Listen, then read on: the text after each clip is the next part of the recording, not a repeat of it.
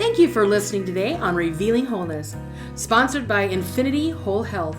Check out our website at infinityWholeHealth.com, where we are revealing the eternal in each individual, the infinite in the individual. The creativity is made manifest. Limitation is let go. Now, here's your host, Dr. Troy Munson. Hello and welcome. I'm Dr. Troy Munson at Infinity Whole Health. And this is Children's Health Month. It's October of 2022. Autism and love. Now, autism itself, or the spectrum, or whatever you want to call it, it is a very charged event. And this is not necessarily talk about the causes of autism or the possibilities, but I think it's reasonable to say that 40, 50 years ago, when there wasn't hardly any diagnosis of autism, and now it's greater than, I believe, 1 out of 100, or it's like 1 out of 150 children are being diagnosed with autism. That is a catastrophic increase in a disease. And for something to go that through the roof and skyrocket, it's a bit obvious that it is an environmental issue.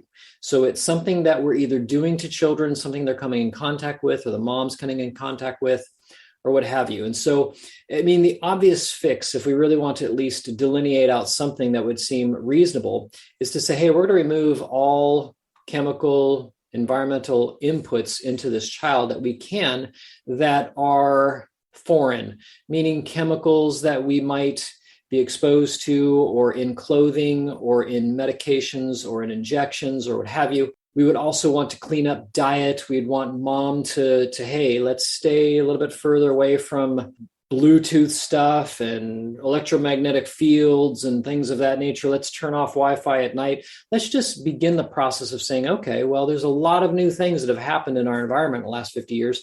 Let's begin to kind of pull some of them back. Mom should probably eat a pretty holistic diet with as organic food as possible. So there's as few chemicals on her food as possible.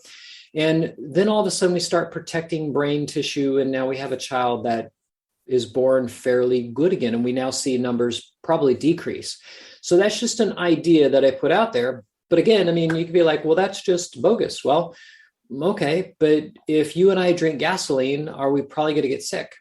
Well, obviously children aren't drinking gasoline, at least we'd hope not. But there are chemicals that are coming up and being more and more, or the exposure rates are higher and higher.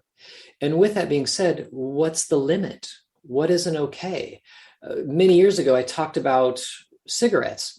And if you could take, I think it was like 5 cigarettes and distill out all the nicotine out of all those 5 cigarettes, it would look like a clear drop of liquid on your fingertip.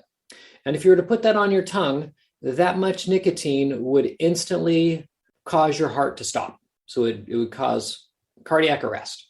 And yet, we're smoking cigarettes. We can't get all the nicotine out of it, but we get some of it. And so is it damaging? Well, what level is too much? 5 cigarettes completely distilled out. Is there an amount in our environment where it is too much? Obviously. Well, let's begin to pull back on this, which would make sense when it comes to an autistic situation. Now, that said, we still have these kids that are autistic. What do we do? And why is this called autism and love? I can remember being a very young chiropractor and having the privilege of listening to Guy Riekman speak, who is now the president of a chiropractic school. He's moved around a bit. I don't know what it is this year, but he, very interesting gentleman and very easy to listen to. I mean, 8 hours straight of him is not difficult at all. Loved listening to him talk. He was a great orator. And anyways, he told the story that has stuck with me all these years, and it's just profound. And so before autism was even a name, before it even was a legitimate diagnosis, he talks about this couple who were very wealthy, both had great jobs, and they had a child, and this child was autistic. And they took this child to hospital after hospital, doctor after doctor, research center after research center. And they said, the best we can do is institutionalize your son. And they're just like, we're not going to do that. And so they made a decision. They decided, really for love. And this is what they did. They gutted a bathroom in their house, just made it a room.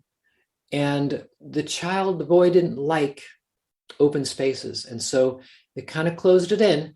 And all day long, this 3, 4, 5-year-old would spin a plate and he would stand over the plate. And so the mom decided that she would stay home with the child. And whatever the child did, she would do.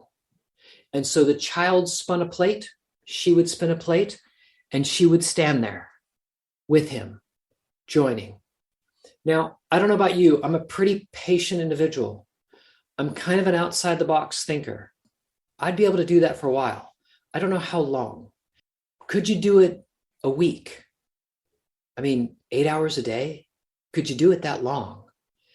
Could you do it for a month? That would be hard. Would you not start to think, what am I doing? But my life is wasting away here. But she did not. She did it for over 3 years. Never once did her son acknowledge her. But after 3 years of doing it, it was the first time that after he was done doing that, he looked up at her and smiled. It was the first time he had made eye contact with her. 3 years. This boy went on to graduate high school and go to college and live a fairly normal existence. Now that to me is profound. When I heard it, I was in awe. I was like, my gosh, I have something to learn from this woman. I am not that patient, though I am more patient than I was back then. Would I have the fortitude and the staying power to stay with something like that for 3 years or longer? Because he didn't tell us how much longer she was still mimicking him before he finally kind of started to come out and learn some things and go to school and start high school and go to high school and finish high school and go to college. That, though, is an impressive run, to say the least. It's such that I wish I knew who she was. I would give her a hug. I'd want to meet her. I'd want to talk with her. I'd want to know how she did it and what she went through and what her mind went through. And when that first smile hit, what did that do for her? That would be awesome. So some of us kind of, maybe we have a difficult child and we kind of complain and we get short-tempered and whatnot. You know what? I could be better. I know I could. Even with where my kids are now and how patient I am with them, I could be better. And so it's kind of a call for all of us, and it's kind of a wake up. What can love not do? Love conquers all, literally. And so with that in mind, I encourage you to love a bit more today. Seek that narrow gate, that narrow path, not the wide gate and the wide path, but seek the narrow one that is love. Love when it seems almost impossible, when it seems difficult, when it seems harder than anything you've done. You can choose that. I know you can. And you'll not be let down by the outcome. I've chosen love in many, many circumstances, and I am forever impressed about what the power of love does. I hope that was helpful. If it touched you, if it changed you, if it gave you encouragement, shoot me a line. I'd love to hear it. Till next time, I'm Dr. Troy Munson at Infinity Whole Health. The information on Dr. Troy Munson's podcast is meant to educate the listener and is not intended to diagnose, treat, cure, or prevent disease.